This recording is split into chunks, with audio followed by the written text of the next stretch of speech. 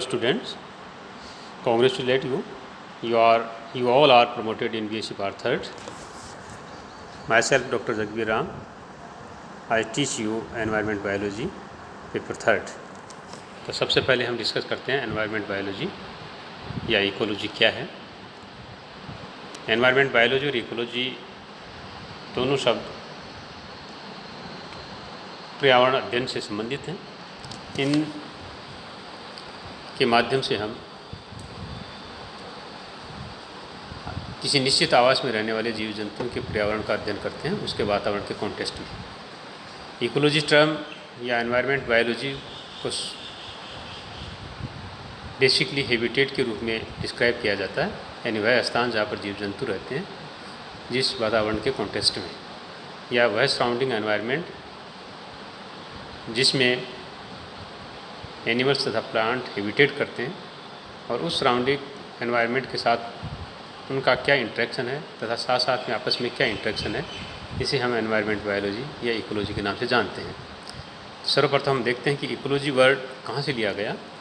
Ecology term oikos word से ली गई है, जिसका बेसिक तात्पर्य है हाउस या पैलेस, यानी वह स्थान जहाँ पर एनिमल्स तथा प्लांट्स हैबिटेट करते हैं या निवासित रहते हैं। इसी के साथ साथ जिस लोगस वर्ड लिया गया है, लोगस का बेसिक तात्पर्य है उस स्थान के बारे में स्टडी करना या हैबिटेट के बारे में स्टडी करना या उसके बारे में डिस्कस करना, इसे हम लोगस कहेंगे। सर्वप्रथम इकोलॉजी को डिस्क्राइब करने वाले वैज्ञानिक एरंट हैकेल थे। इन्होंने 1869 में इकोलॉजी को डिफाइन किया था। एरंट हैकेल बेसिकली जर्मन बायोलॉजिस्ट थे। इन्होंने सर्वप्रथम इकोलॉजी को डिस्क्राइब किया। इसके अनुसार इन्होंने ये कहा, the science of the interactions between living organisms and their environments, यानी विज्ञान की वह शाखा या ऐसा विज्ञान जिसमें जीवित जीव जंतुओं का उसके एनवायरनमेंट के संदर्भ में या एनवायरनमेंट के कॉन्टेक्स्ट में होने वाले आपसी संबंध का जब अध्ययन किया जाता है तो उसे इकोलॉजी कहते हैं। या ये कह सकते हैं कि किसी विशिष्ट स्थान पर रहने वाले जीव जंतु उसके एनवायरनमेंट के साथ किस प्रकार से इंटरेक्ट करते हैं, साथ साथ में वो आपस में किस प्रकार से इंटरेक्ट करते हैं, इसके अध्ययन को हम इकोलॉजी के नाम से जानते हैं या इसे हम इकोलॉजी कहेंगे। हम देखते हैं कि बेसिकली हैबिटेट क्या है या आवास क्या है, तो इसको हम समझें as concept of habitat. Habitat वह स्थान है जहाँ पर जीव जंतु रहते हैं या आवासित रहते हैं। इसमें प्लांट्स भी हो सकते हैं तथा एनिमल्स भी हो सकते हैं। ये अपने एनवायरनमेंट से विभिन्न प्रकार के फिजिकल फैक्टरों के द्वारा घिरे रहते हैं, जैसे एबायोटिक फैक्टर, जिन्हें हम फिजिकल फैक्टर के नाम से जानते हैं। एबायोटिक फैक्टर में हम soils, water, temperature, light, humidity, pressure आदि फैक्टर का अध्ययन करते हैं। ये समस्त फैक्टर जीव जंतुओं को प्रभावित करते हैं। इसमें प्लांट्स तथा एनिमल दोनों इंक्लूड होते हैं।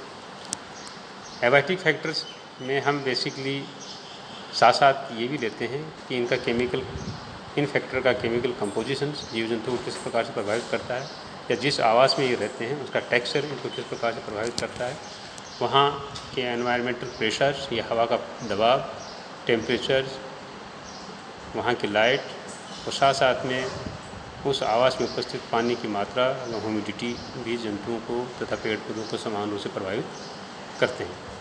एबायोटिक फैक्टर के साथ साथ जीव जंतुओं को उनके बायोटिक फैक्टर भी प्रभावित करते हैं। बायोटिक फैक्टर में हम जीव जंतुओं को लेते हैं। ये जीव जंतु आपस में इंटरेक्ट करते हैं तथा एक दूसरे को प्रभावित करते हैं। बेसिकली जीव जंतु आपस में फूड, शेल्टर, आवास व अन्य आवश्यक क्रियाओं के लिए एक दूसरे को प्रभावित करते हैं। इन सभी को हम आगे नेक्स्ट चैप्टर के अंदर डिटेल में पढ़ेंगे। हैबिटेट या हैबिटेट इकोलॉजी को हम एक ही लाइन में डिस्क्राइब करें तो इसके संदर्भ में ये कह सकते हैं कि समस्त बायोस्फीयर के जीव जंतु जिस आवास में अपने एनवायरनमेंट के कॉन्टेक्स्ट में रहते हैं उसे हम हैबिटेट या हैबिटेट इकोलॉजी के नाम से जानते हैं।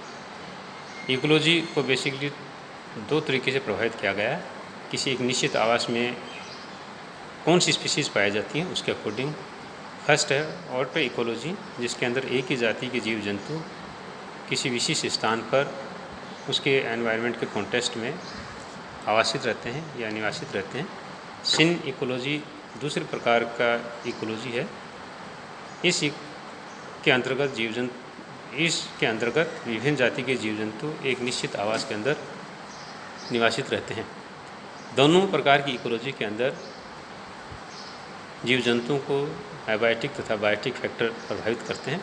इन एबायोटिक तथा बायोटिक फैक्टर के अनुरूप जीव जंतु अपने आप को सर्वाइव करते हैं। जो प्लांट्स या जीव जंतु इन एबायोटिक तथा बायोटिक फैक्टर के अनुरूप अपने आप को इस्टेब्लिश करते हैं, वो सर्वाइव करते हैं, और अन्य एनिमल्स या प्लांट्स जो इस एनवायरनमेंट के अकॉर्डिंग अपने आप को इस्टेब्लिश नहीं करते, वो सर्वाइव नहीं कर पाते। एनवायरनमेंट में बेसिकली जो जीव जंतु किसी निश्चित स्थान पर आवासित रहते हैं, ये एक दूसरे के ऊपर या उस स्थान पर मुख्यतः फूड, शेल्टर, प्रोटेक्शन, ट्रांसपोर्ट तथा रिप्रोडक्शन आदि क्रियाओं के लिए एक दूसरे के ऊपर निर्भर करते हैं।